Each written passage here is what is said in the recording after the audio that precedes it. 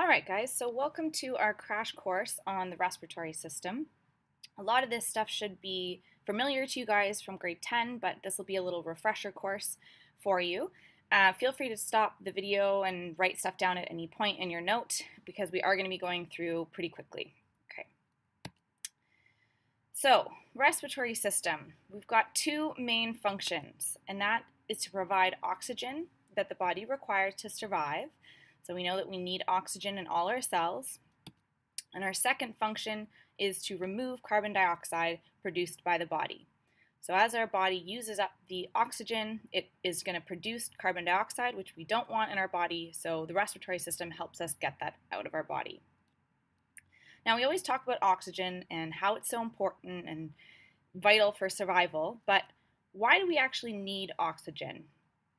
This is something that you guys are going to look a lot closer at in grade 12, but it's a process called aerobic cellular respiration, which is just the idea that in each of our cells, we have a reaction that's happening that is using up oxygen to provide us energy, and it produces carbon dioxide in the same reaction. So if you look at the reaction down here, and this is also why when we were talking about carbohydrates, glucose is so important, because we've got glucose and oxygen that react to form carbon dioxide, water, and energy. So this is how we get the energy in our cells to do all the work that we need to do.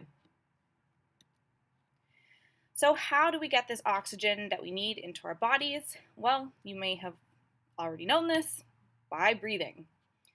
Or in scientific terms, we call it ventilation. So ventilation is the process in more complex organisms that ensure a flow of oxygen-rich air into the lungs. I say more complex organisms because a lot of simpler organisms like amphibians and fish can actually get their oxygen in through their skin. So just simple diffusion allows oxygen to get into their body cells, and they're able to get carbon dioxide out through diffusion as well. But that doesn't work for us. We need to have lungs to help us with the process. So ventilation is divided into two parts in humans. The first is inhalation, so breathing in, drawing air into the lungs, and then exhalation, breathing out, which is pushing the air out of your lungs. So some breathing is voluntary, so meaning you kind of force it in a way. Like when you're singing, you're controlling your breathing, or if you're swimming, you can hold your breath underwater. However, most of the time and most of our day, we do not have to think about breathing. Our body just does it for us, which is super awesome and keeps us alive. Now, how does this actually work? So we're using the principle of negative pressure. And I know you guys don't have that on your note, but the idea of this is that when air pressure inside the lungs is lower than the atmospheric pressure, so the air outside of the lungs, air is going to be forced into the lungs. And likewise, if the air pressure in the lungs is higher than outside, the air is going to be forced out.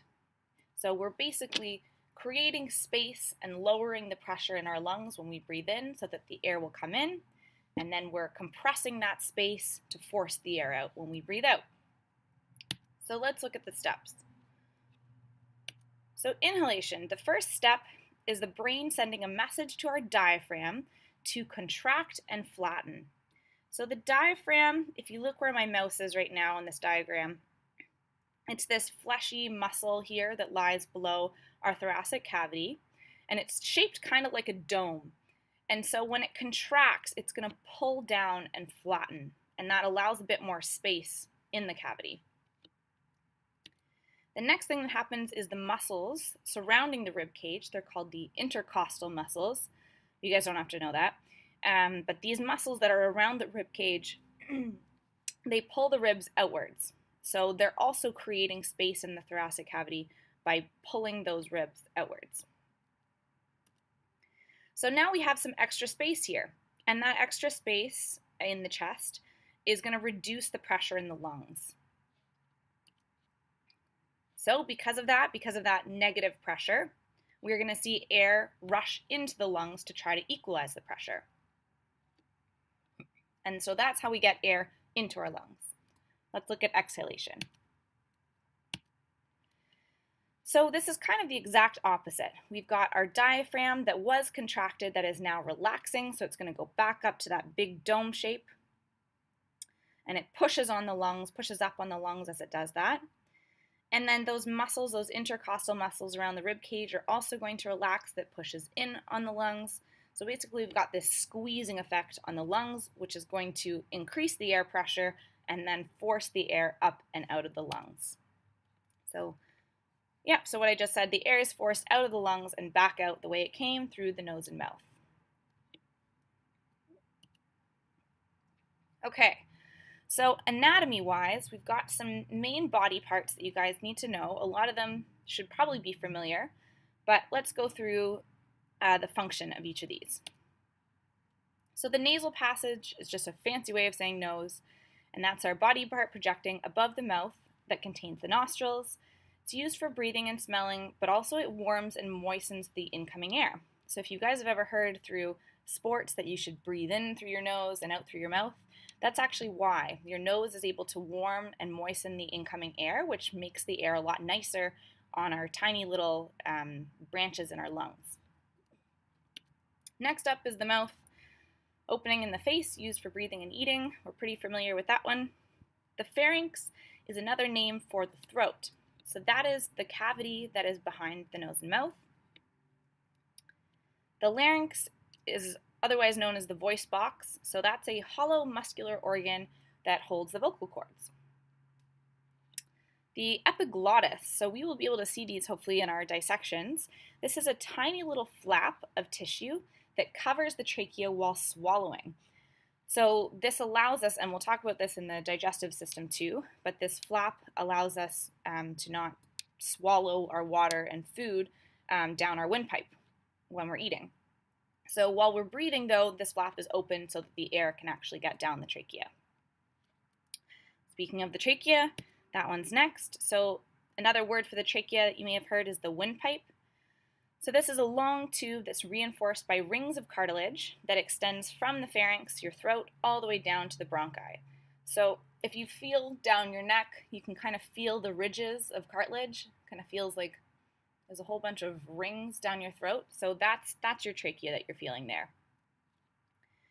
Now when we get down to the lungs, the trachea is going to split in two, since we have two lungs. So those two branches where it splits are called the bronchi. And those are the two main branches that lead into the lungs. So they're going to divide further, kind of like a tree, into smaller branches, and those smaller branches are called bronchioles. So those are a tinier branch, and they connect to a cluster of alveoli. The alveoli are tiny sacs of air at the end of each branch in the lungs. So each sac is surrounded by capillaries and is where gas exchange occurs, which we're going to talk about in a little bit. The diaphragm, which we just talked about in inhalation and exhalation, is that thin sheet of muscle, kind of dome-shaped, that lies underneath the lungs, and when that contracts, air is pulled into the lungs. And the lungs, we know them well. They're a pair of organs situated in the rib cage that allow the air in and out. And they're actually not balloon-like. We're going to watch a video that kind of explains that, but they are actually pretty spongy, which is maybe not what you would expect of the lungs. So you're going to want to add these labels to your diagram on your note, but let's just go through the order of what happens when we can actually see this diagram. So we know that the diaphragm is contracting first, allowing the thoracic cavity to have more space to fill up. But where does the air actually go? So you can either breathe in through your nose and mouth. Usually it's a bit of a combination of both. And once it goes in there, you're going to be in your throat area or your pharynx. As the air travels down, this little flap here is the epiglottis, and this bigger part here is the larynx, the voice box. So the air is going to go past those. Again, this ringed tube is our trachea or our windpipe. The lungs, these two big things here. So at the end of our trachea, you can see we branch in two directions. So those two big branches are the bronchi. We're splitting further into tiny little branches. So those are our bronchioles. And then at the very end of each of those bronchioles are these tiny sacs called the alveoli. Okay, so let's talk gas exchange. So when we say gas exchange, we are talking about the exchange between oxygen and carbon dioxide. So this happens in two places in our bodies. The first one is in the alveoli, those little tiny sacs, the end of the bronchioles. And then the second place is in the body cells themselves. So how does gas exchange in the alveoli work? So we've got a nice picture of it here. Each tiny air sac is surrounded by a network of capillaries. So if you think about the circulatory system, and you remember that word capillaries, they're basically just tiny, tiny little blood vessels. So we've got a whole bunch of tiny blood vessels that are covering each of these sacs of alveoli. So when our vessels are bringing blood back from our body, it's going to be rich in CO2 because our body cells have used up our oxygen and they've produced CO2. So our red blood cells are bringing back deoxygenated blood to the lungs so that we can get that CO2 out of there. So as the blood vessels pass a sac of air, like the alveoli, we see diffusion happening. So this is why we talked about diffusion at the beginning of the unit, because this is where this happens. So CO2 is rich. It's got a really high concentration in this blood here, and it's not so concentrated in the alveoli. So it's going to diffuse from the bloodstream into the alveoli so that we can breathe it out. At the same time, the alveoli is rich in oxygen, and the blood vessels are not. So we've got the oxygen doing the opposite, going the opposite way. So it's rich in here, not in here, so it's going to diffuse from high to low, and then we're able to get that into our bloodstream. So when the oxygen is getting into the bloodstream here, we've got our red blood cells, and on each of these red blood cells is a protein called hemoglobin. And that is the protein that is vital to us. It allows the red blood cells to attach to oxygen so that it can bring that to the rest of our body. So if we kind of zoom out and just look at the big picture, we've got oxygen coming in through the respiratory system. We've just seen it be delivered to the circulatory system through the alveoli and that gas exchange. And then the circulatory system is able to pump that oxygenated blood to the whole body so that all of our body cells can receive the oxygen that it needs. Once our body uses up that oxygen in that chemical reaction that we looked at earlier, it's going to be producing CO2. So CO2, this is where the second gas exchange occurs. CO2 is going to diffuse from the body cells back into the bloodstream. The circulatory system will carry it back up to the lungs, and then we can breathe it out. So we're going to watch a short video on kind of the whole process.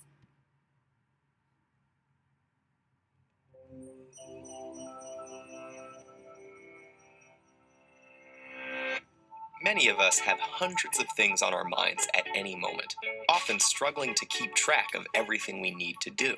But fortunately, there's one important thing we don't have to worry about remembering: breathing.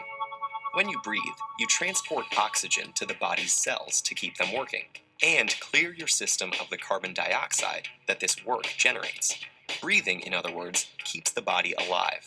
So how do we accomplish this crucial and complex task without even thinking about it? The answer lies in our body's respiratory system. Like any machinery, it consists of specialized components and requires a trigger to start functioning. Here, the components are the structures and tissues making up the lungs, as well as the various other respiratory organs connected to them. And to get this machine moving, we need the autonomic nervous system, our brain's unconscious control center for the vital functions. As the body prepares to take in oxygen-rich air, this system sends a signal to the muscles around your lungs, flattening the diaphragm and contracting the intercostal muscles between your ribs to create more space for the lungs to expand. Air then whooshes into your nose and mouth, through your trachea, and into the bronchi that split at the trachea's base, with one entering each lung. Like tree branches, these small tubes divide into thousands of tinier passages, called bronchioles. It's tempting to think of the lungs as huge balloons, but instead of being hollow, they're actually spongy inside, with the bronchioles running throughout the parenchyma tissue. At the end of each bronchiole is a little air sac called an alveolus, wrapped in capillaries full of red blood cells containing special proteins called hemoglobin. The air you've breathed in fills these sacs, causing the lungs to inflate. Here is where the vital exchange occurs. At this point, the capillaries are packed with carbon dioxide, and the air sacs are full of oxygen. But due to the basic process of diffusion, the molecules of each gas want to move to a place where there is a lower concentration of their kind. So as oxygen crosses over to the capillaries, the hemoglobin grabs it up, while the carbon dioxide is unloaded into the lungs. The oxygen-rich hemoglobin is then transported throughout the body via the bloodstream. But what do our lungs do with all that carbon dioxide? Exhale it, of course. The autonomic nervous system kicks in again, causing the diaphragm to ball up and the intercostal muscles to relax, making the chest cavities smaller and forcing the lungs to compress. The carbon dioxide-rich air is expelled, and the cycle begins again. So that's how these spongy organs keep our bodies efficiently supplied with air. Lungs inhale and exhale between 15 and 25 times a minute, which amounts to an incredible 10,000 liters of air each day. That's a lot of work, but don't sweat it. Your lungs and your autonomic nervous system have got it covered.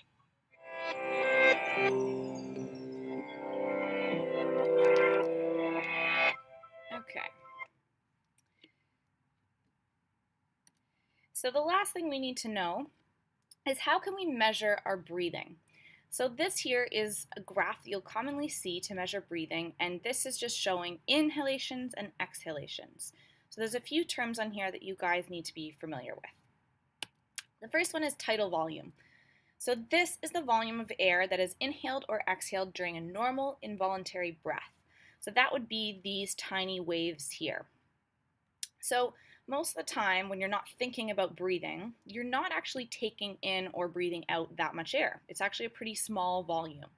As soon as you start to think about it, you're going to take a deeper breath. But when you're not thinking about it, it's just this tiny amount of air, and that is your tidal volume. Next, we have the inspiratory and expiratory reserve volumes. So this is basically the inspiratory reserve volume is if you're taking a normal breath in, and then you can forcibly take in more air. It's that volume of extra air that you can take in. Similarly, the expiratory reserve volume is if you were to have a normal breath out, but then you were to force all the rest of the air out of your lungs. It's that extra air that you can force out. Your vital capacity is the maximum amount of air that can be inhaled or exhaled. So if you take the biggest, deepest breath in that you possibly can, and then you measure breathing all the way out until your lungs kind of hurt, like you're breathing all the way out, that amount of air that you've been able to breathe out is going to be your vital capacity.